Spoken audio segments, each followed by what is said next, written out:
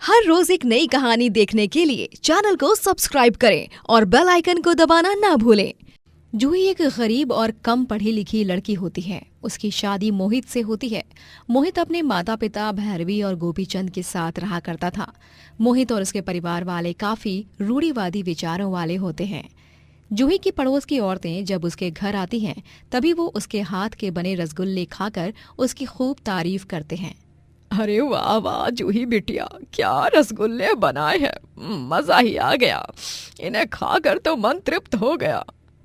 हाँ सच में, मेरा ससुराल कोलकाता में है, लेकिन सच कहूँ तो तुम्हारे रसगुल्ले तो कोलकाता के और बंगाल के रसगुल्लों से भी ज्यादा स्वादिष्ट और बेहतरीन है। वो बांग्ला में कहते हैं खूब मिष्टी, खूब मिष्टी। मैं तो कहती हूँ कि तुम्हें तो इन रसगुल्लों को बेचना शुरू कर देना चाहिए। सबसे पहला ऑर्डर मेरा ले लो। कल मेरी बेटी पगफेरे की रस्म के लिए आने वाली है, तो मैं कोई मिठाई नहीं मंगवाऊंगी। तू ही मुझे दे देना अपने रसगुल्ले, ठीक है?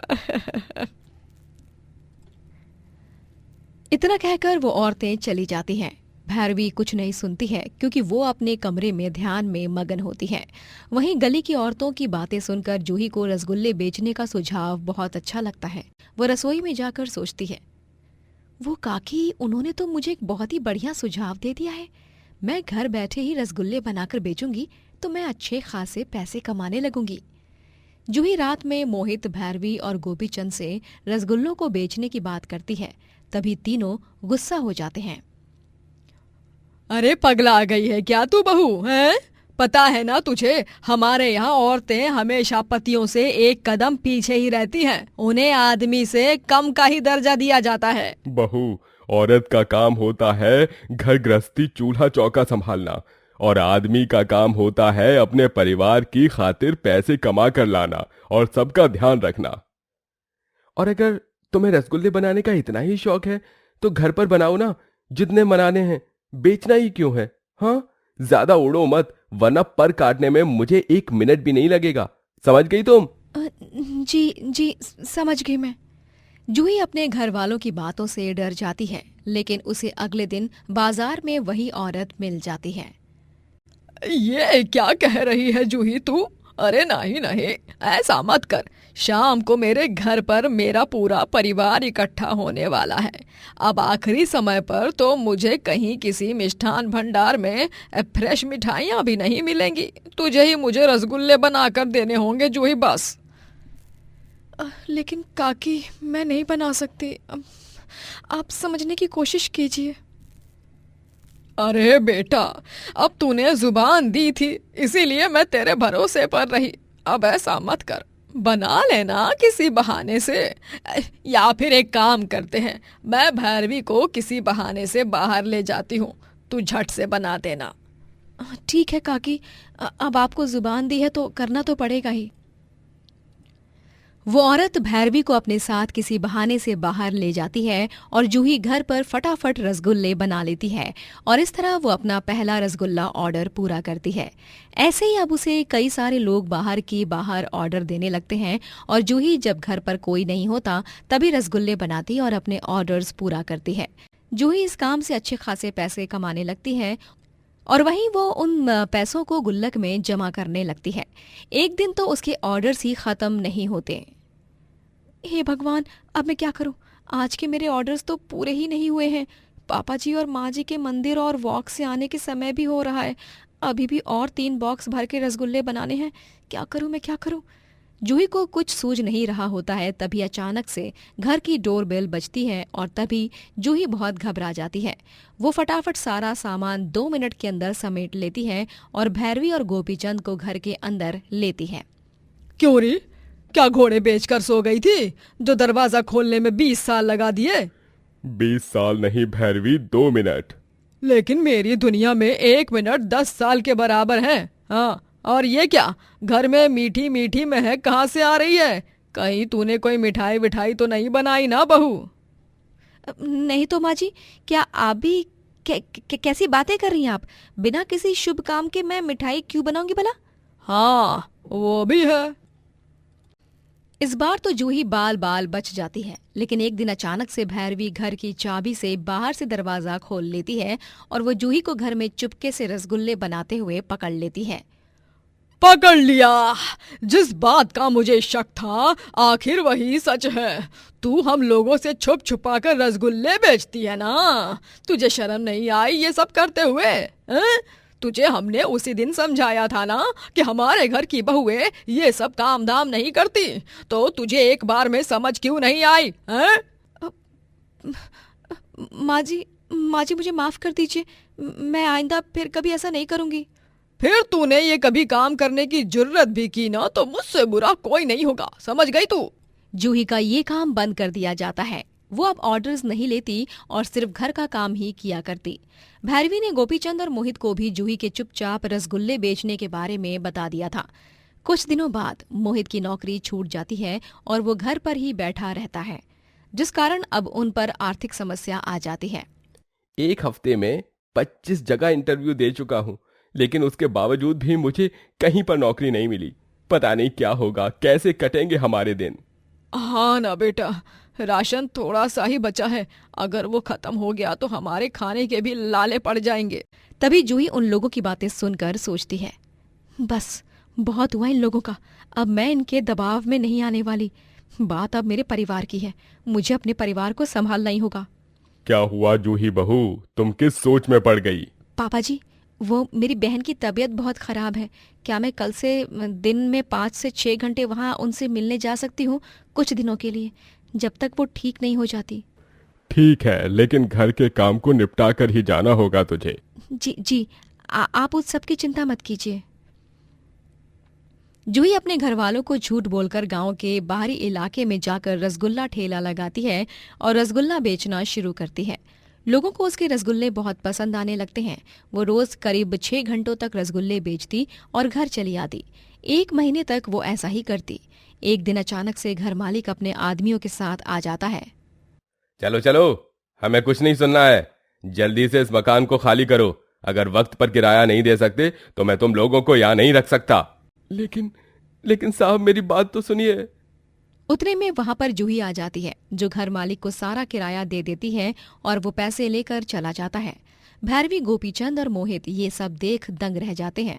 तभी जूही उन्हें अपना रसगुल्ला ठेला के बारे में बताती है, लेकिन इस बार वो तीनों गुस्सा नहीं होते, बल्कि उनकी तो आंखें ही भर जाती हैं। माफ कर दो जूही, हमने तुम्हें रसगुल्ला बेचने से इतना रोका, लेकिन तुमने हिम्मत नहीं हारी। और तो और तुमने अपने परिवार को बचा भी लिया बेघर होने से। जिस औरत को हम घर के बाहर काम करने के लिए नहीं भेज रहे थे, आज उसी के काम की वजह से हम लोग घर से बाहर निकलने से बचे हैं। तुमने हमारी सोच को गलत साबित कर दिया और हमारी आंखें खोल दी बहू।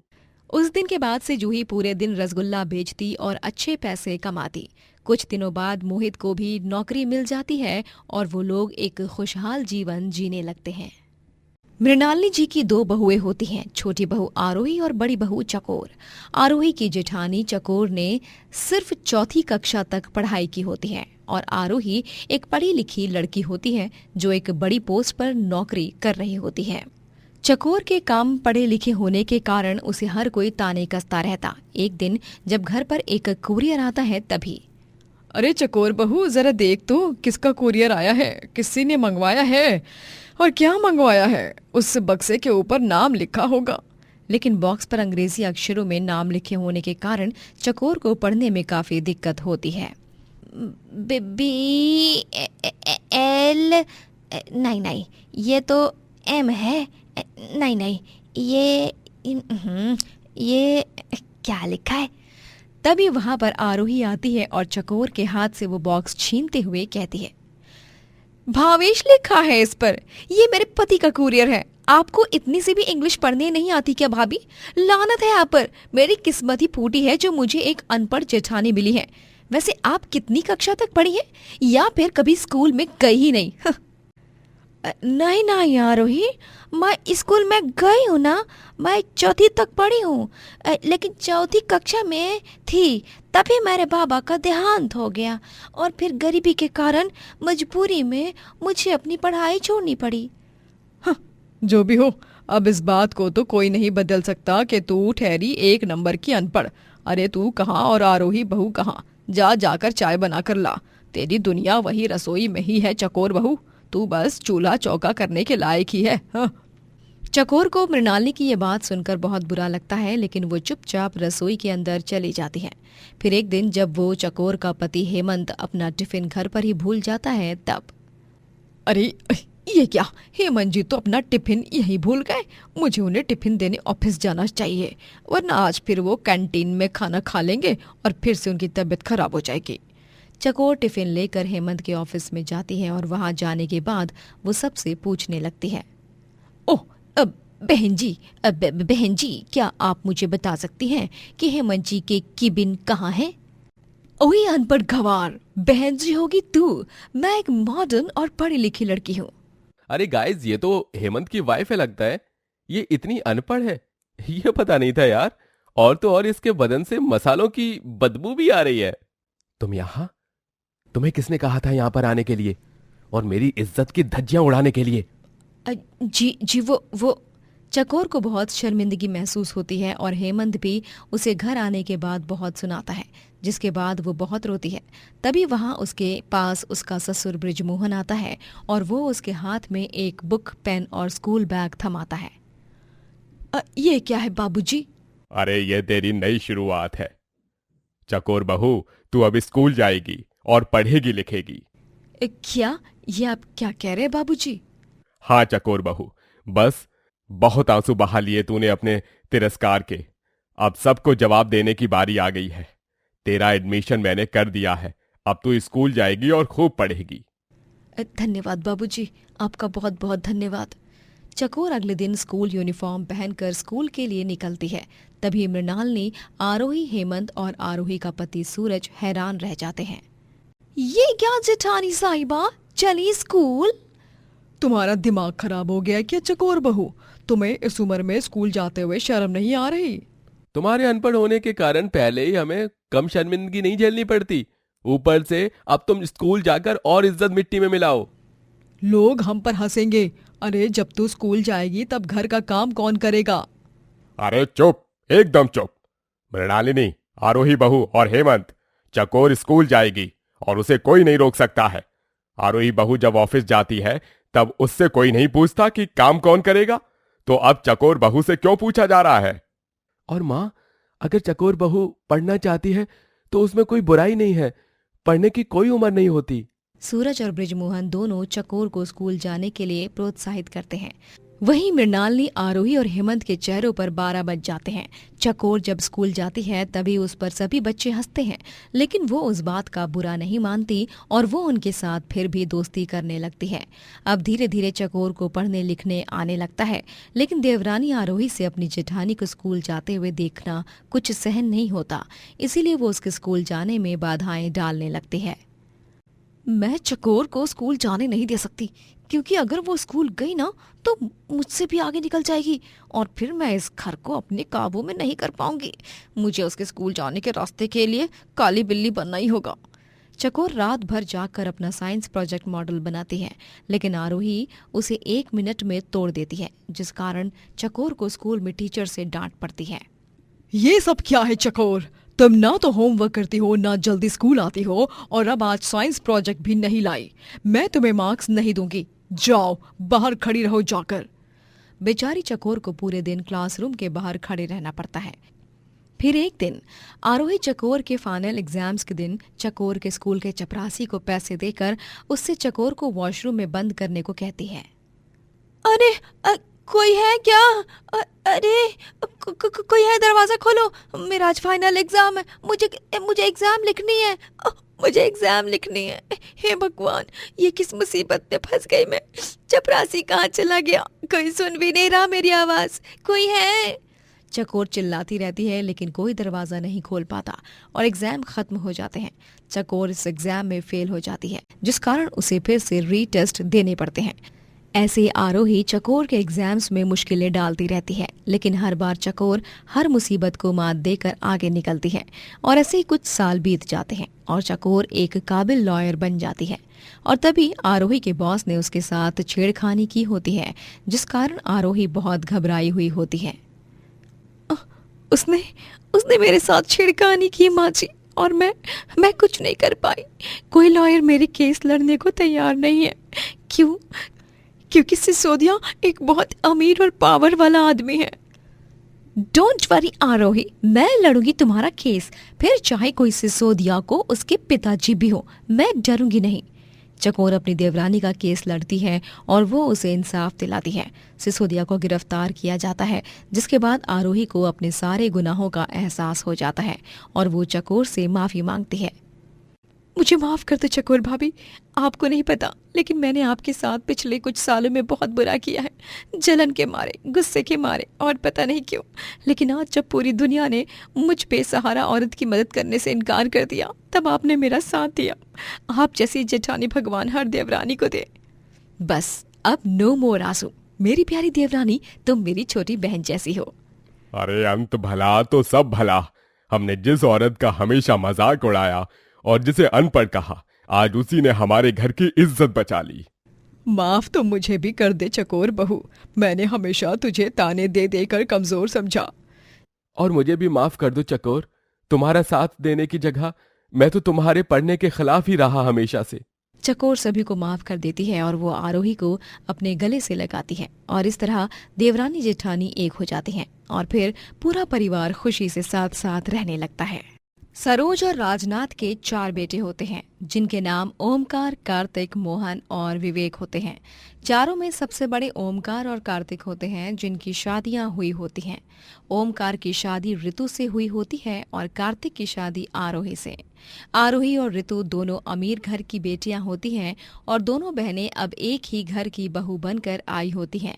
सरोज की अब यही चिंता होती है कि उसके बड़े बेटी ओमकार और कार्तिक की तरह छोटे बेटे मोहन और विवेक की भी शादियां अमीर घराने की बहुओं से ही हो। लेकिन सब कुछ उल्टा हो जाता है जब वो दोनों गरीब घर की लड़कियों से शादी करते हैं।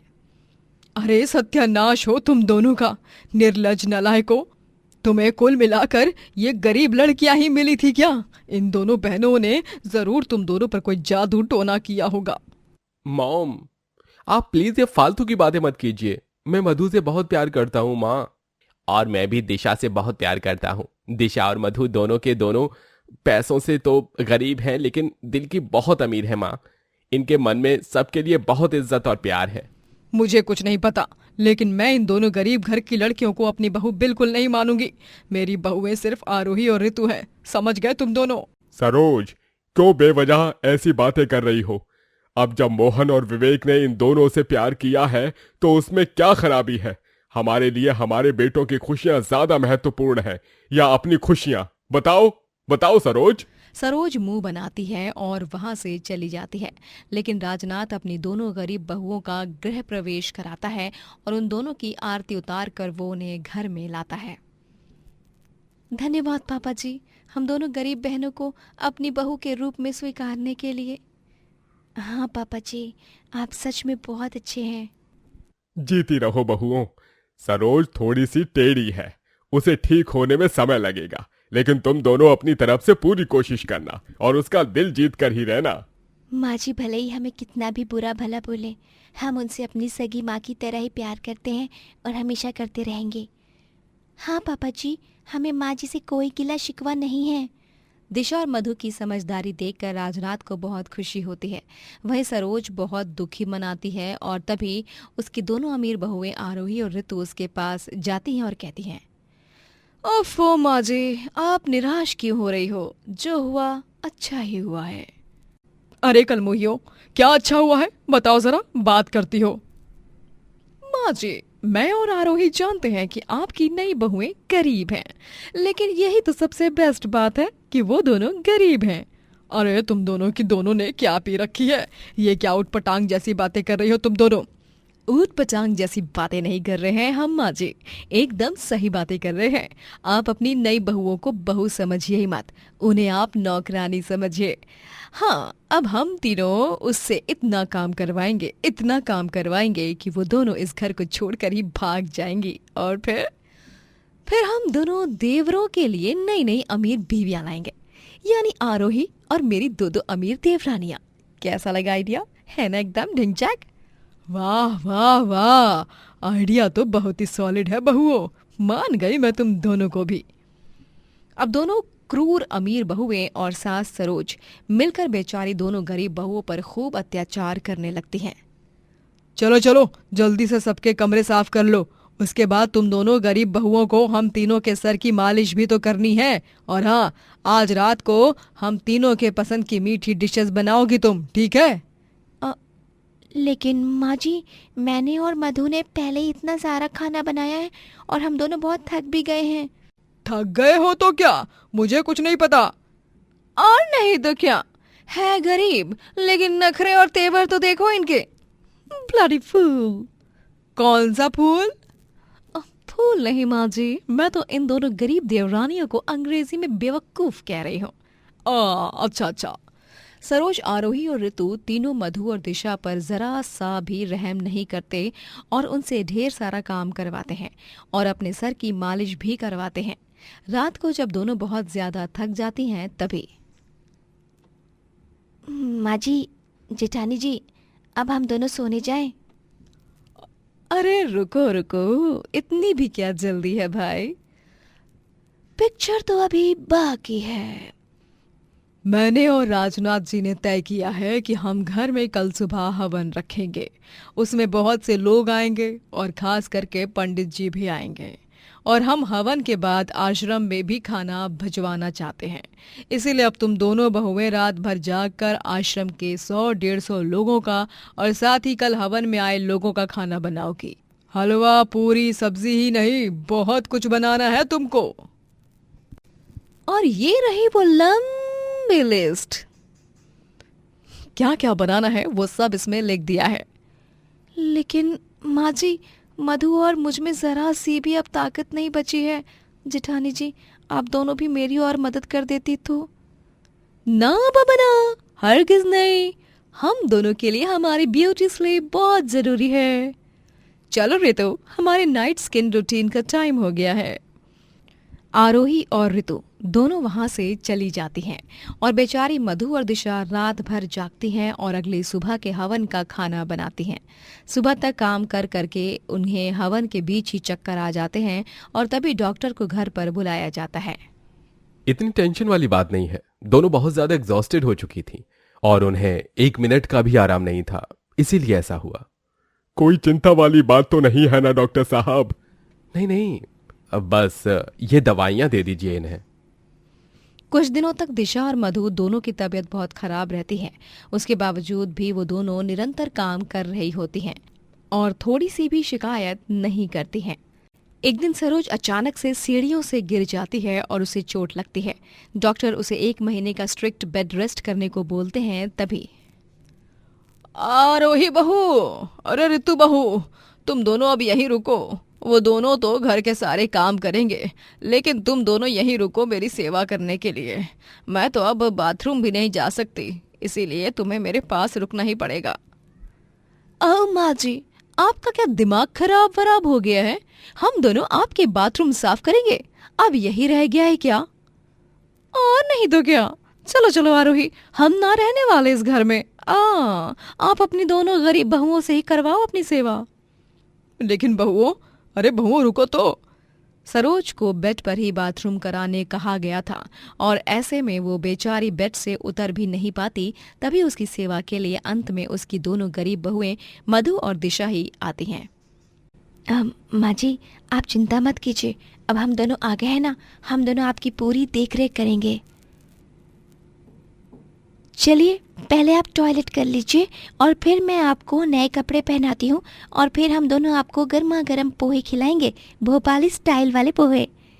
मधु और दिशा के इस साफ मन और इतने प्रेम को देखकर सरोज की आंखें नम हो जाती हैं। मुझे माफ कर दो बहुओं, मैं तुम दोनों को हमेशा बुरा भला कहा और तुम दोनों संग बुरा ही किया, लेकिन देखो तो किस्मत का खेल, आज तुम दोनों ही मेरी सेवा के लिए चली आई और जिनसे आस थी वो दोनों तो भाग गई। कोई बात नहीं माँ जी, हम दोनों आपसे बहुत प्यार करते हैं क्योंकि आप हमारी सास नहीं माँ समान ही हो। और अब से तुम दोनों भी मेरी बहुएं नहीं बेटियां हो। काशवी और अंजलि दोनों पक्की सहेलियां होती हैं। काशवी एक अमीर आदमी की बेटी होती है, वहीं अंजलि का इस दुनिया में कोई नहीं होता। वो एक लाइब्रेरी में रिसेप्शनिस्ट का पार्ट टाइम जॉब करती। अंजलि पढ़ाई में अव्वल थी, इसीलिए उसे स्कॉलरशिप के जरिए शहर की बड़ी कॉलेज में पढ़ने का अवसर मिलता है। अंजू यार, तू मुझे वो इकोनॉमिक्स के सारे चैप्टर्स शॉर्ट में समझा दे। मैंने कुछ पढ़ाई नहीं की है। इस बार हमारी फाइनल एग्जाम्स हैं। अगर मैं इस एग्जाम में फेल हो गई ना तो बहुत प्रॉब्लम हो जाएगी। टेंशन मत ले काशू, मैं हूं ना, मैं तुझे सब एकदम अच्छे से समझा दूंगी। अंजलि रात में काशवी के घर पर ही रुकती है और दोनों साथ में पढ़ाई करते हैं। एक दिन अंजलि जिस लाइब्रेरी में काम करती है उसमें शौर्य नाम का एक लड़का आता है और जैसे ही अंजलि और शौर्य दोनों एक दूसरे को देखते हैं, दोनों के बीच प्यार का भाव जाग उठता है। आपका नाम? शौर्य। और आपका? अंजलि। वाओ, बहुत ही प्यारा नाम है। जी, यहाँ पर साइन कर दीजिए। शौर्य साइन करता है और लाइब्रेरी में किताब पढ़ने बैठता है। शौर्य और अंजलि दोनों एक दूसरे के बार बार छुप छुप कर देखते हैं। शौर्य अब रोज लाइब्रेरी में आने लगता है और ऐसे ही दोनों के बीच प्यार हो जाता है। एक दिन देर रात लाइब्रेरी में शौर्य और अंजलि के सिवाय और कोई नहीं होता, तभी शौर्य सर, लाइब्रेरी बंद करने का समय हो गया है, इसीलिए आपको जाना होगा। अंजलि, मुझे तुमसे कुछ कहना है। जी? अंजलि, मैं तुमसे बहुत प्यार करता हूँ। तुम हो तो जिंदगी है। अब तुम्हारे बिना कुछ भी अच्छा नहीं लगता है अंजलि। और मैं जानता हूँ अंजलि कि तुम भी मुझसे बहुत प्यार करती हो। एक बार मेरी आंखों में देखो अंजलि। हाँ शौर्य, मैं भी तुमसे बहुत प्यार करती हूँ, लेकिन तुम्हारा और मेरा बैकग्राउंड बहुत अलग है। तुम एक अमीर फैमिली से हो और मैं अनाथ हूँ, गरीब हूँ। तो क्या हुआ अंजलि, हम दोनों एक दूसरे से प्यार करते हैं and it's more than enough. Shaurya, मैं नहीं चाहती कि मेरी वजह से तुम्हें कोई भी तकलीफ हो। ठीक है, ठीक है, काम डाउन। हम दोनों इस सब के बारे में बाद में सोचेंगे। अंजलि शौर्य के बारे में अपनी सहेली काशवी को नहीं बताती है, क्योंकि उसने ये बात अपने दिमाग में बैठा ली थी कि उसका और शौर्य के रिश्ते का कोई भविष्य नहीं हो सकता। क्या हुआ अंजू, तेरी आंखें इतनी सूजी हुई क्यों हैं? तू रो रही थी क्या? नहीं तो क्या तू भी काशू कुछ भी कहती है? चल हम कैंटीन में जाकर कुछ खाते हैं, बहुत भूख लगी है। सुबह से बस 2 बिस्किट्स ही खाए हैं मैंने। अंजलि और शौर्य एक दूसरे के साथ घूमते हैं, बैठकर बातें करते हैं, लेकिन अंजलि शौर्य को हर बार ये बात याद दिलाती रहती कि उन दोनों के बीच कभी कुछ नहीं हो सकता। और इसी वजह से शौर्य भी अपने घर वालों को अंजलि के बारे में बताने से कतराता है। अंजलि और काशवी दोनों की पढ़ाई पूरी हो जाती है और कुछ ही महीनों बाद एक दिन शौर्य के घर वाले उसे पूछे बगैर उसका रिश्ता तय करने की सोचते हैं और किस्मत इस कदर खेल खेलती है कि शौर्य के घर वाले काशवी के घर पर रिश्ता लेकर जाते हैं। शौर्य की मां ममता और काशवी की मां हेमा दोनों सहेलियां होती हैं। काशवी बहुत ही सुंदर और सुशील लड़की है। हेमा जी, मैं तो अपने शौर्य को तेरी काशवी के साथ ही खुश देखना चाहती हूँ। काशवी मेरे शौर्य को बहुत पसंद आएगी। Thank you Mamata aunty. वहां पर ममता के साथ शौर्य के पिता जगजीत भी होता है और काशवी के पिता सोमेंद्र भी। काशवी की तरफ से तो हाँ है ममता जी, अब बस शौर्य की हाँ की देर है। आप उसकी बिल्कुल भी चिंता मत कीजिए। ममता ने कहा ना, शौर्य हम दोनों के फैसले का हमेशा सम्मान करता है और हमारे फैसले को कभी नहीं टालता है, इसलिए उसकी तरफ से भी हाँ ही समझिए। ठीक है, फिर पंडित जी को बुलवाकर आज ही शादी की तारीख तय कर लेते हैं, शुभ मुहूर्त देखकर। काशवी बहुत खुश थी क्योंकि उसे शौर्य पहली नजर में ही पसंद आ गया था। वो ये खुशखबरी सबसे पहले अंजलि को जाकर बताती है। अंजू अंजू अंजू, मेरी शादी तय हो गई है, ये ले मुंह मीठा कर। वाह, कांग्रेचुलेशन काशू, मैं तेरे लिए बहुत खुश हूँ। ये देख, ये है वो लड़का जिसके साथ मेरी शादी होने वाली है। काशवी अंजलि को अपने फोन में से शौर्य की फोटो दिखाती है, जिसे देखकर अंजलि को होश उड़ जाते हैं। क्या हुआ अंजू? तेरे चेहरे पर अचानक से 12 क्यों बज गए? तू शौर्य को जानती है क्या पहले से? नहीं नहीं काशू, खैर चल, फाइनली तेरी लाइफ में शादी की खुशी आ ही गई। अंजलि काशवी के सामने अपने दर्द को छुपाती है, लेकिन बाद में अकेले में जाकर वो खूब रोती है। शौर्य को जब पता चलता है कि काशवी संग उसकी शादी होने वाली है, तब वो भी बहुत हैरान हो जाता है। क्यों शौर्य बेटा, काशवी तुम्हें पसंद आई या नहीं? पसंद ही आई होगी।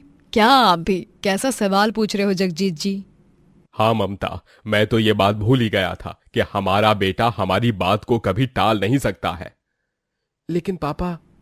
शौर्य बेटा, चलो अब शादी की तैयारियां शुरू करने का समय आ गया है। तुम भी अपनी ओर की तैयारियां शुरू कर दो। ममता और जगजीत वहां से चले जाते हैं और शौर्य उनसे कुछ कह नहीं पाता। शौर्य और अंजलि जब एक दूसरे को मिलते हैं, शौर्य, समय आ गया है मुझे अपने प्यार को कुर्बान करने का। शौर्य, तुम नहीं जानते कि काशू मेरे लिए कितने मायने रखती है। वो सिर्फ मेरी सहेली नहीं है, वो मेरी बहन जैसी है। हमारा रिश्ता खून के रिश्ते से भी ज़्यादा गहरा है और मैं उसे दुख में कभी नहीं देख सकती। इसीलिए तुम्हें हमारे प्यार का वास्ता, तुम प्लीज़ काशू से शादी कर लो। वो तुमसे प्यार करने लगी है शौर्य। लेकिन अंजलि, मैं काशवी से नहीं तुमसे प्यार करता हूं। तुम मुझे खुश देखना चाहते हो ना? हमेशा अंजलि। फिर तुम्हें मेरी बात माननी ही पड़ेगी और मेरी खुशी के लिए काशू से शादी करनी ही पड़ेगी। ठीक है अंजलि, तुम्हारी खुशी से बढ़कर मेरे लिए इस दुनिया में और कुछ भी नहीं है, और इसीलिए मैं तुम्हारी खुशी के लिए काशवी से शादी करूंगा। अंजलि और शौर्य की सारी बातें वहां पहले से आई काशवी सुन लेती है और उसकी आंखें भर आती हैं, ये देखकर कि कैसे उसकी गरीब सहेली अंजलि उसकी खुशी के लिए अपनी खुशियां त्याग रही है। काशू, तू? काशवी? अंजू, तू ये सब क्यों कर रही है? तू ये नहीं कर सकती अंजू। तू मेरी खुशियों के लिए अपनी खुशियां जला रही है, अपने आप को दर्द के समुंदर में डुबा रही है। नहीं अंजू, तू ऐसा नहीं करेगी। तूने बचपन में ही अपने माँ पापा को खो दिया और तब से लेकर अब तक अकेली ही रही। मैंने तो सिर्फ 3 से 4 दिनों से ही शौर्य से प्यार किया है, लेकिन तू और शौर्य एक दूसरे से बहुत समय से प्यार करते हो। तुझे मैं इस बार अकेले नहीं पड़ने दूंगी। लेकिन काशू। नहीं अंजू, जैसे तेरे लिए मेरी खुशियाँ इम्पॉर्टेंट हैं, वैसे ही मेरे लिए भी तेरी खुशियाँ बहुत इम्पॉर्टेंट हैं।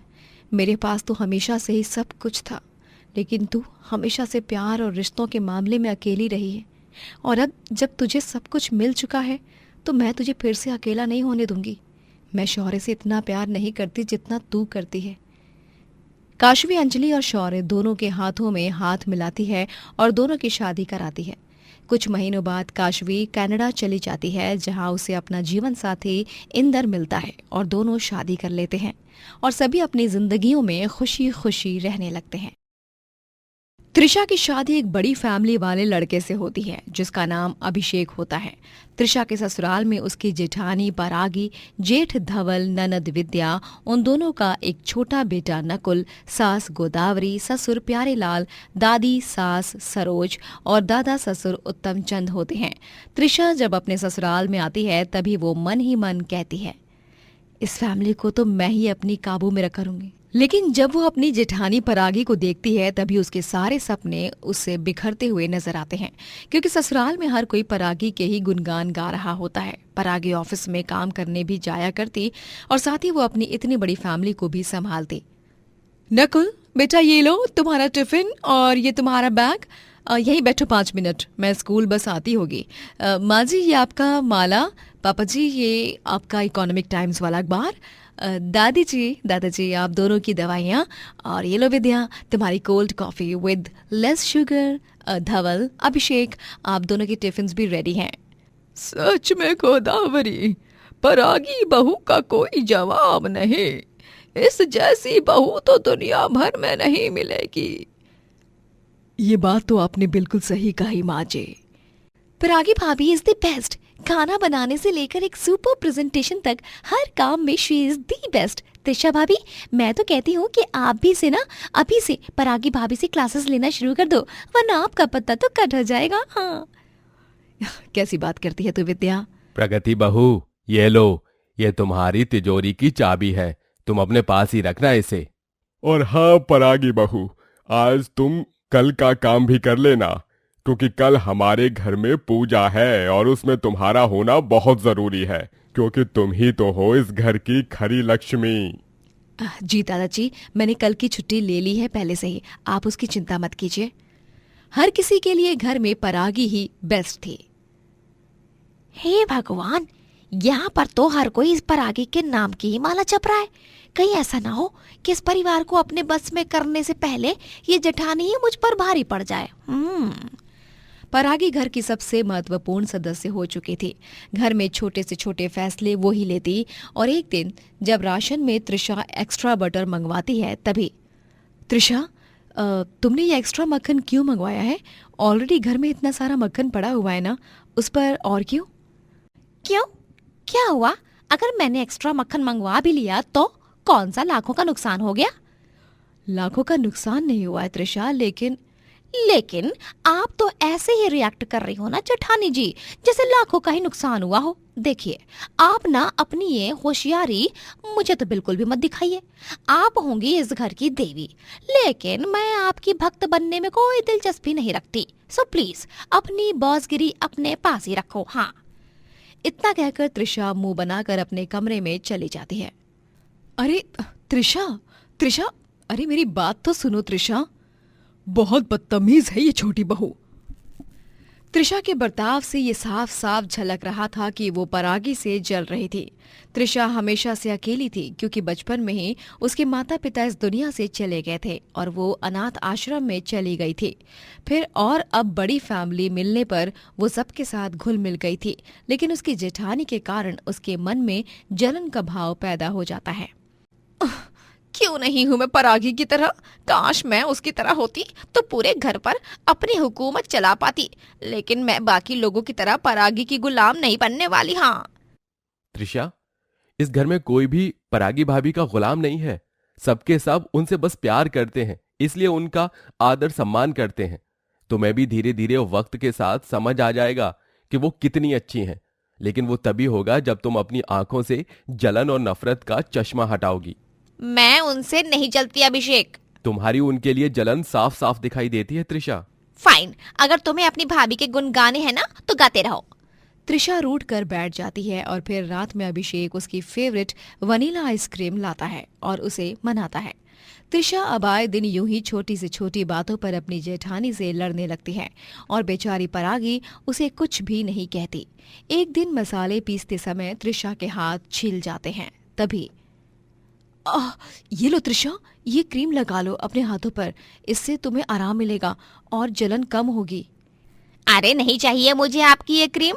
हाँ, हर वक्त बस कुछ अच्छा काम करके आपको महान बनना होता है। अरे बंद करो अपने ये महान बनने का ढोंग। कब तक यूं ही सबकी आंखों में धूल झोंकती रहोगी आप? कब तक यूं ही अच्छे बनने का ड्रामा करती रहोगी आप? हाँ छोटी बहू, अपनी हद में रहकर बात करो। तुम भूलो मत कि परागी तुम्हारी जेठानी है। और नहीं तो क्या, जिस दिन से आई है बस रोज झगड़े करती रहती है। अरे तू तो बहू कहलाने के लायक भी नहीं है त्रिशा। त्रिशा, हमें लगा था कि तुम एक अच्छी बहू बनोगी, लेकिन नहीं, तुमने तो शादी के बाद के 1 महीने में ही अपना असली रंग दिखा दिया। अरे एक बहू अपने परिवार को नहीं संभाल सकती तो वो कुछ नहीं कर सकती, क्योंकि तुम तो यहाँ परिवार में शांति बनाए रखने की जगह हर रोज अशांति फैलाती रहती हो। एक के बाद एक सबके ताने सुनकर त्रिशा गुस्से से आग बबूला हो जाती है। ठीक है, मेरे कारण इस घर में अशांति फैल रही है तो मैं इस घर में नहीं रहूंगी। हमें बंटवारा करना है। मैं और अभिषेक अब से अलग रहेंगे। क्या? ये तुम क्या कह रही हो त्रिशा?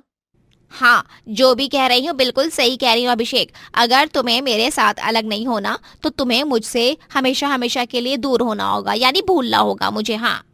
सभी त्रिशा के इस फैसले से इनकार करते हैं, लेकिन त्रिशा अंत में बंटवारा करके ही मानती है और वो और अभिषेक दोनों घर छोड़कर अलग रहने लगते हैं। अलग रहते हुए पहले कुछ दिनों तक तो त्रिशा रह लेती है, लेकिन कुछ दिनों बाद उसे अकेलेपन में घुटन होने लगती है।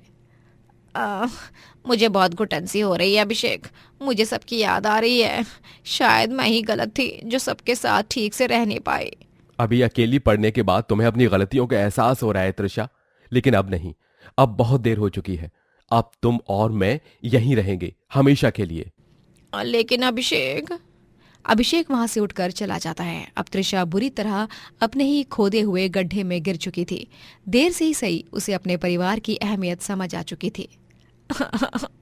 बचपन से ही मैं अनाथ थी, जिस कारण मैंने कभी परिवार का प्यार नहीं पाया, लेकिन जब पाया तो उसकी कदर नहीं की। शायद यही मेरी सजा है और मैं अपनी इस सजा को स्वीकार करती हूँ। त्रिशा रो रही होती है कि तभी वहां पर उसके ससुराल के सभी सदस्य आ जाते हैं। बस त्रिशा, अब रोना बंद, बस बस। जेठानी जी। तुझे क्या लगा तू चली गई तो हम तुझे फिर से लेने नहीं आएंगे क्या? तुमसे जो भूल हुई वो जाने अनजाने में हुई, लेकिन उससे भी अच्छी बात तो ये है कि तुम्हें अपने परिवार की अहमियत समझ आ गई। हमें अभिषेक ने सब बता दिया और इसीलिए हम तुम्हें फिर से लेने आए हैं। मुझे माफ कर दीजिए आप सब, मैंने बहुत गलत किया। थैंक यू मुझे इतना प्यार करने के लिए। मैं दुनिया की सबसे भाग्यवान लड़की हूँ जिसे इतनी अच्छी जेठानी और इतनी बड़ी प्यार करने वाली जॉइंट फैमिली मिली है। उस दिन के बाद त्रिशा और अभिषेक फिर से अपने घर चले जाते हैं और पूरा परिवार अब खुशी खुशी साथ रहने लगता है। स्वाति और मोनिका दोनों देवरानी जेठानी होती हैं, लेकिन दोनों हमेशा अपनी सास वंदना पर हुकूमत चलाती रहती हैं और सास की कोई भी बात नहीं मानती हैं। अरे मेरी प्यारी बहुओं, आज मुझे ना जलेबियाँ खाने का मन कर रहा है, क्या तुम मुझे बनाकर दे सकती हो? ओह माँ जी, आपने क्या हमें जलेबी बाई समझ रखा है? और नहीं तो क्या। अरे आपने बेटे के पैसे लीजिए और जाकर खाकर आइए बाहर से ही। हम दोनों क्या आपकी नौकरानियां नहीं हैं जो हर बार आपके हुक्म को अपने सर आंखों पर रखें?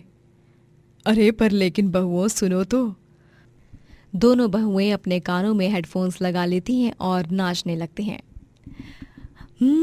हमें तो लूट लिया मिलके इश्क वालों ने, बहुत ही तंग किया अब तक इन ख्यालों ने, नशा चढ़ा जो शरीफी का उतार फेंका है, बेशरम रंग कहाँ देखा दुनिया वालों ने। तुम दोनों बेशरम औरतों को और आ ही क्या सकता है इस काम के अलावा? न जाने क्या देखकर मेरे दो मूर्ख बेटों ने इन दो मूर्ख कलमुहियों से शादी की। खुद तो दिन भर ऑफिस जाते हैं और रात में आकर रंगरलियां मनाते हैं, और दिन भर इन दोनों को ये नखरे मुझे सहन करने पड़ते हैं। फिर एक दिन जब वंदना की तबीयत खराब हो जाती है तब, हाँ बहुओं, अरे तनिक मुझे गरम हल्दी वाला दूध और दवाइयाँ तो दे दो, और वो गरम कंबल भी ओढ़ दो मेरे ऊपर। सॉरी माँ जी, लेकिन अभी हमारा स्पा सेशन है, एक्स्ट्रा पैसे देकर बुक करवाया है। अगर हम आपकी सेवा में जुट गए तो हम दोनों के पैसे, आपके बेटों के पैसे ही बर्बाद हो जाएंगे। इसीलिए बाय। दोनों देवरानी जेठानी अपनी सास को उस गंभीर हालत में अकेली छोड़कर चले जाते हैं। वंदना को अपनी दोनों बहुओं के इस व्यवहार का बहुत गुस्सा आता है और वो उसे दिन ठान लेती है। बस अब तो मुझे इन दोनों को सबक सिखाना ही होगा, क्योंकि जब तक इन्हें मैं सबक नहीं सिखाऊंगी इनकी अकल ठिकाने नहीं आएगी और इन्हें मेरी कीमत नहीं समझ आएगी। बस बहुत हुआ मेरा स्नेह, मेरा प्यार, बहुत हुआ। अब देखोगी तुम दोनों अपनी सास का नया अवतार। वंदना कुछ दिनों में ठीक हो जाती है। बहुओं चलो चलो, अपना ये फालतू का जो काम है ना इसे छोड़ो और जल्दी से पूरे घर को साफ करके चमका दो, क्योंकि थोड़े दिनों बाद तीज त्योहार शुरू हो जाएंगे। नहीं माँ जी, मेरी कमर में दर्द हो रहा है। और मेरा तो पूरा का पूरा बदन ही दर्द हो रहा है। अरे नास पीटियों, ऐसी कौन सी कसरत करने गई थी तुम दोनों जो तुम दोनों के बदन एक साथ दर्द कर रहे हैं? बताओ। हाँ, मैंने कहा ना कि मुझसे नहीं हो पाएगा कुछ भी, तो आपको हिंदी में बोला हुआ समझ में नहीं आता क्या? और नहीं तो क्या, हाथ धोकर पीछे ही पड़ जाती हैं ये बुढ़िया दो। Idiot nonsense. अरे ओ डुप्लीकेट अंग्रेजन, तुझे अगर अंग्रेजी गालियां देनी आती है तो मुझे भी देसी गालियां देनी आती हैं। और कसम पैदा करने वाले की, अगर मैंने तुम दोनों को गालियां देना शुरू कर दिया ना तो तुम दोनों के कानों से खून के झरने बहेंगे, समझी तुम दोनों? हाँ हाँ, जाओ जाओ। ठीक है, तो मैं जाती हूँ, लेकिन आज मैंने फैसला कर लिया है कि तुम दोनों को मैं अपनी करोड़ों की जायदाद में से एक फूटी कौड़ी भी नहीं देने वाली हूँ। ये बात सुनकर दोनों देवरानी जेठानी एकदम से चकित हो जाती हैं। करोड़ों की जायदाद? करोड़ों की जायदाद? क्या बात कर रही हो माँ जी? करोड़ों की जायदाद का हिस्सा हमें कैसे नहीं मिलेगा? माँ जी, आज से आप जो हुक्म करोगी मैं उसका पालन करूंगी, लेकिन मुझे जायदाद से बेदखल मत कीजिए। मैं तो आपकी बड़ी बहू हूँ ना, सबसे ज्यादा हक तो मुझे ही मिलना चाहिए। इस स्वाति को मारिए गोली। और डाइन कहेंगे, तू ही मर जा कहीं चुल्लू भर पानी में डूब कर। माँ जी, मैं आपको सच्चे दिल से वचन देती हूँ कि आज से मैं आपके सारे काम करूंगी, और वो भी बिना किसी नाटक नखरे के। Promise, pinky promise. ठीक है, मैं देखूंगी कि कौन जीतेगा इस जंग में, देवरानी या जेठानी। जो जीतेगा उसे ही मिलेगा जायदाद का हिस्सा। दोनों देवरानी जेठानी अपनी कमर कस लेती हैं और वो सास उन पर हुक्म चलाने लगती हैं। चलो स्वाति बहू, मोनिका बहू, आज तुम दोनों मेरे पैरों की मालिश करोगी। स्वाति एक पैर की और मोनिका दूसरे पैर की। ठीक है माँ जी। ठीक है माँ जी। स्वाति और मोनिका दोनों वंदना के पैरों की मालिश करने लगती हैं। अरे ओ निकम्मी, ठीक से मालिश कर। फोन चलाने में तो तेरी उंगलियों में बड़ी फुर्ती आती है, अब मेरी मालिश करते समय ऐसा क्यों फुस हो गई वो फुर्ती? हाँ, वंदना ऐसे ही अब रोजाना अपनी दोनों बहुओं से ढेर सारा काम करवाती है और दोनों को 1 मिनट के लिए भी आराम करने नहीं देती। माँ जी, मुझे ना चक्कर आ रहे हैं। इतनी पूड़ियाँ कौन खाने वाला है? इन पूड़ियों को तल तल कर तो मैं पागल हो जाऊंगी। और इन मसालों को पीस पीस कर देखो तो माँ जी, इस इडियट सिलबट्टे से मसाले पीस पीस कर क्या हाल हो गया है मेरे हाथों का। बस इतने ही से? हाँ, इतने से छाले पड़ गए? अरे छाले तो हमारे जमाने में हुआ करते थे। ये आजकल के छोई मोई लड़कियों को भी ना जरा सी चोट क्या लग गई तो पूरी की पूरी धरती आसमान सर पर उतार लेती हैं। हाँ, चलो चलो, कोई बहाने नहीं, मंदिर में खाना भिजवाना है। कोई फालतू का काम नहीं कर रही हो तुम दोनों, पुण्य का काम कर रही हो। स्वाति और मोनिका की तो बैटरी पूरी तरह से लो हो चुकी थी, फिर भी वो दोनों काम किए ही जा रही थी और वंदना उनके मजे ले रही थी। काम कर कर के दोनों बहुओं की तबीयत इतनी खराब हो जाती है कि दोनों बिस्तर पकड़ लेती हैं और तभी उनकी देख रेख करने के लिए कोई नहीं आता सिवाय सास वंदना के, क्योंकि उनके पति बिजनेस ट्रिप पर गए होते हैं। माँ जी प्लीज दवाइयाँ दे दो ना। हाँ माँ जी, वो साधारण सिंपल खिचड़ी भी दे दो ना बनाकर, हालत बहुत खराब हो रही है। ना ना बहू, ना ना ना, मुझे तो किटी पार्टी में जाना है। मेरी सारी सहेलियां मेरा इंतजार कर रही होंगी अभी। इतिहास फिर से दोहराता है। जैसे दोनों बहुओं अपनी सास को बीमार हालत में अकेले छोड़कर चली गई थीं, ठीक वैसे ही वंदना अपनी दोनों बहुओं को बीमार हालत में अकेले छोड़कर चली जाती हैं और तब जाकर दोनों बहुओं की अकल ठिकाने आती है। दोनों को अपनी गलतियों का एहसास होने लगता है। यार मोनिका, शायद हमारी गलती है। जैसे हम माँ जी को बीमारी में अकेले छोड़कर चले गए थे ना, वैसे ही वो हमें छोड़कर चली गई।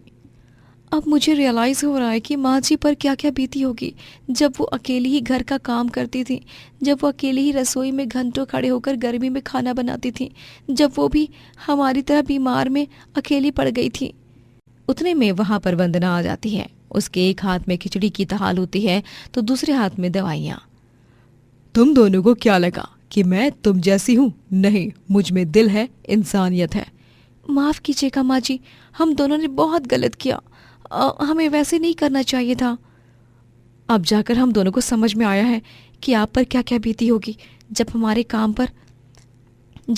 काम आप किया करती थी। हम समझ गए हैं। हमें अपनी बेटी समझकर माफ कर दीजिए माँ जी। आओ मेरे पास आओ। वंदना अपनी दोनों बहुओं को अपने गले से लगाती है। हमें कोई जायदाद का हिस्सा वगैरह नहीं चाहिए माँ जी, हमें तो बस आपका प्यार और स्नेह चाहिए। हाँ माँ जी। हाँ बहुओं, वो तो है, लेकिन एक राज की बात बताऊं। दरअसल वो करोड़ों की जायदाद वाली बात झूठी थी, ताकि तुम दोनों को लालच के जरिए मैं सबक सिखा पाऊं। क्या माँ जी, आप भी ना?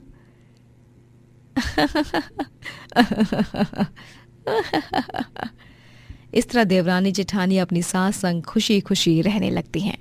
सोनपुर कहकर एक गांव में नरेश नामक एक गरीब कुम्हार रहा करता था, जो अपने हाथों से सुंदर सुंदर मटके तैयार करता और उन्हें सजाकर बाजार में जाकर बेचता। मटके ले लो मटके, सुंदर सुंदर मटके। ये ऐसे घड़े हैं जिनमें पानी इतना ठंडा और शुद्ध रहेगा कि आप हर रोग से मुक्त हो जाओगे। मटके ले लो मटके। वाह वाह, ये तो बहुत ही सुंदर सजावट वाले मटके हैं। हमका दो दे दो। हमरे घर में जौन मटका है वो टूट गया है। हाँ, अच्छा ये लीजिए आपका मटका। अरे नरेश, जरा दो छोटे छोटे मटके तो देना। वो कांच की छोटी छोटी बिंदियों से सजाए हुए एकदम बढ़िया मटके बनाते हो यार तुम। एकदम सही कहते है ई पनवाड़ी। ई के दुकनवा में भी एक ठो ऐसन खड़ा रख दे तो हार मटका बहुत ही खराब हुई गवा है। हाँ काका, मैं मेरे पान की दुकान के लिए ही ले रहा हूँ ये। नरेश के बनाए मटकों की सभी प्रशंसा करते रहते और खूब खरीदी भी होती है। नरेश का इस दुनिया में कोई नहीं था। वो अकेले ही रहता और अकेले ही अपना पेट पालता। नरेश बहुत बड़ा पूजा पाठी होता है। वो दिन रात माता रानी का नाम जपता रहता और उनकी पूजा आराधना करता। सांझ हो गई है, चलो दिया प्रज्वलित कर देता हूँ। जय हो अम्बे मैया की। एक दिन नरेश जब अपनी रेहड़ी को चलाते हुए एक सड़क से गुजर रहा होता है, तब अचानक से एक बड़ी ट्रक सामने से आती है और वो उसकी रेहड़ी को ठोकते हुए जाती है, जिसके कारण उसके सारे मटके टूटकर बर्बाद हो जाते हैं और नरेश भी उस धक्के से नीचे गिरता है और उसके हाथ पर एक बड़ा सा विशाल पत्थर गिर जाता है। मेरा हाथ। नरेश जैसे तैसे साहस और हिम्मत जुटाकर उठता है और तुरंत डॉक्टर के पास जाता है। डॉक्टर उसके हाथ पर पट्टी बांधता है और कहता है, नरेश, तुम्हारे हाथ की हड्डियां तो टूट चुकी हैं, जिसकी वजह से तुम्हारा हाथ फ्रैक्चर हो गया है और अब तुम्हारा हाथ कभी काम नहीं कर पाएगा, क्योंकि उन हड्डियों को जोड़ना मुश्किल ही नहीं नामुमकिन है। क्या? ये आप क्या कह रहे हैं डॉक्टर साहब? मेरी रोजी रोटी मेरे हाथों के कारण ही चलती है। मैं एक कुम्हार हूं और एक कुम्हार के लिए सबसे महत्वपूर्ण उसके हाथ ही होते हैं। अगर वही नहीं रहे तो फिर मैं मटके कैसे बना पाऊंगा? वो तो अब मैं नहीं बता सकता नरेश। तुम कोई और नौकरी देख लो जिसमें हाथ से कोई काम ना हो। अब और कर ही क्या सकते हैं। बेचारा नरेश हताश होकर अपना फ्रैक्चर्ड हाथ लिए वहां से निकल जाता है। चलते चलते उसे रास्ते में देवी माँ का एक मंदिर दिखता है। वो उसमें जाता है और देवी माँ को प्रणाम करते हुए प्रार्थना करता है। हे देवी माँ, आप तो जगदम्बा हो, सृष्टि की निर्माता हो। हे पहाड़ों वाली, हे जोता वाली, हे मेहरा वाली, मेरे संकटों को दूर कर दो। ये कैसी अनहोनी आन पड़ी है मेरे जीवन में। अब मैं कैसे जीऊंगा एक टूटे हुए हाथ के साथ? बताइए माता रानी। नवरात्रि का पावन पर्व आता है और तभी पूरे गांव में जगमगाहट फैल जाती है। गांव में हर गली मोहल्ले में दुर्गा पूजा के पंडाल और गरबा नृत्य का आयोजन किया जाता है और नरेश भी पूरी भक्ति भाव से माता रानी की पूजा करता है। आज से नवरात्रि शुरू हो चुकी हैं। मेरी माता रानी जरूर मेरी पीड़ा का मार्ग देंगी। मुझे उन पर पूरा भरोसा है। नरेश अपने एक हाथ से जैसे तैसे एक मटके को सजाता है और उससे घट स्थापना करता है और वो 9 दिन का व्रत भी रखता है, जिसमें वो सिर्फ लौंग के सहारे रहता है और ना तो जल धारण करता है ना ही भोजन। सुबह शाम माता रानी के आगे बैठकर उनके भक्ति गीत गाता है और एक हाथ से ही सारा काम करता है। चलो अब बाकी की पूजा पाठ तो हो गई। बस धूप और अगरबत्ती जलाकर मैं सीधे माता रानी के भोग प्रसाद की तैयारी करता हूँ। एक ही हाथ से वो शीरा भी बनाता है। उसके पास के सारे पैसे खत्म हो जाते हैं और कन्या पूजन के वक्त वो चिंता में पड़ जाता है। मेरे पास जितने भी बचे कुचे पैसे थे सब खत्म हो गए। अब मैं क्या करूं? कैसे बनाऊंगा कन्याओं का भोजन? कैसे करूंगा कन्या पूजन? तभी नरेश को अपनी अलमारी में एक बक्सा मिलता है जिसमें उसने पैसे इकट्ठे कर रखे थे। अरे ये पैसे तो मैंने कई साल पहले इकट्ठा कर रखे थे। चलो अच्छा है, मुसीबत के दौरान माता रानी ने मदद कर ही दी। उन पैसों से नरेश राशन लाता है और शीरा, चना और पूरी का प्रसाद बनाकर माता रानी को चढ़ाता है और 9 छोटी छोटी कन्याओं को भी खिलाता है। काका, खाना बहुत ही स्वादिष्ट है। आपने एक हाथ से कैसे बनाया? हाँ नरेश चाचा, बताइए ना। बच्चियों, जब मन में भरपूर श्रद्धा और विश्वास हो तो अपने आप सारे काम हो जाते हैं, फिर चाहे कितनी भी कठिनाइयां क्यों ना हो। नरेश कन्या पूजन करता है और उनकी कन्याओं के पैरों को छूकर उनका आशीर्वाद लेता है और फिर इस तरह वो नवरात्रि की पूजा पूरी करता है। नवरात्रि के पूरे होते ही नरेश पूरे गांव में नौकरी की तलाश करता है। कई जगहों पर जाने के बावजूद भी उसे नौकरी नहीं मिलती। नहीं नहीं, हम तुम्हें नौकरी नहीं दे सकते। अरे तुम क्या काम करोगे अपने इस सफाहिस हाथ से? हाँ, पहले जाकर अपना हाथ ठीक कराओ और फिर अपनी बैंगन जैसी शक्ल लेकर नौकरी ढूंढो। ना जाने कहां कहां से मुंह उठाकर चले आते हैं ऐसे लोग। चलो जाओ यहां से अब। लेकिन मालिक मेरी बात तो सुनिए मालिक। वो सेठ नरेश के मुंह पर अपनी दुकान का दरवाजा बंद करता है। ऐसे ही सब लोग नरेश को उसके टूटे हुए हाथ के कारण नौकरी पर नहीं रखते। बेचारा उदास नरेश एक पेड़ की छाया में बैठकर रोता है। माता रानी, ये क्या हो रहा है मेरे जीवन में? मुझे ज्यादा कुछ नहीं चाहिए, मैं कोई शानो शौकत भी नहीं मांग रहा हूँ आपसे। मुझे बस ऐसी नौकरी लगवा दो जिसमें मेरे टूटे हुए हाथ के बावजूद भी मैं सही से काम कर सकूं। कृपा कीजिए माता रानी, कृपा कीजिए, थोड़ी सी कृपा। दिन गुजरते जाते हैं लेकिन नरेश को कहीं भी नौकरी नहीं लगती। सर जी मैं आपके ऑफिस में काम कर सकता हूँ। मैंने अखबार में पढ़ा था कि आपके यहाँ चौकीदार की जरूरत है। क्या आप मुझे काम दे सकते हैं? अबे ओ घोंचू, अकल क्या घास चरने गई है तेरी? अरे चौकीदार का हाथ टूटा हुआ होगा तो ऐसे में कोई भी गुंडा मवाली या चोर आकर तुझे 1 मिनट में कुचल देगा। तू क्या करेगा रे नौकरी? हाँ, बेवकूफ बंदर कहीं का। सर जी, मैं आपसे विनती करता हूँ, मुझे काम पर रख लीजिए ना। मैं वादा करता हूँ कि मैं। नरेश विनती कर ही रहा होता है कि तभी अबे चल जा यहाँ से। वो अमीर आदमी नरेश को धक्का मारकर ढकेल देता है और नरेश सीधा अपने फ्रैक्चर्ड हाथ के बल गिरता है और जोरों से दर्द के मारे चीखता है। मेरा हाथ, माता रानी। नरेश के हाथ से खून बहने लगता है और उसे बहुत दर्द होता है। नरेश वहां से उठकर अपने घर के रास्ते जाता है और उसे इतना दर्द हो रहा होता है कि वो चक्कर खाकर नीचे गिर पड़ता है। अगली सुबह जब उसे होश आता है तब वो उठकर खड़ा होता है और आसपास देखता है और जब वो अपने फ्रैक्चर्ड हाथ को देखता है तब वो महसूस करता है कि उसे अब दर्द हो ही नहीं रहा। वो अपना टूटा हुआ हाथ आसानी से हिला पा रहा है और मूवमेंट कर पा रहा है। अरे वाह, ये तो चमत्कार ही हो गया। मैं अपना हाथ हिला पा रहा हूँ। मुझे तो रत्ती भर का दर्द भी नहीं हो रहा है। ये तो साक्षात माता रानी की लीला है। जयकारा शेरा वाली दा, बोलो सांचे दरबार की जय। नरेश तुरंत माता रानी के मंदिर में जाकर प्रसाद चढ़ाता है और फिर वो मटके बनाकर बेचना शुरू करता है।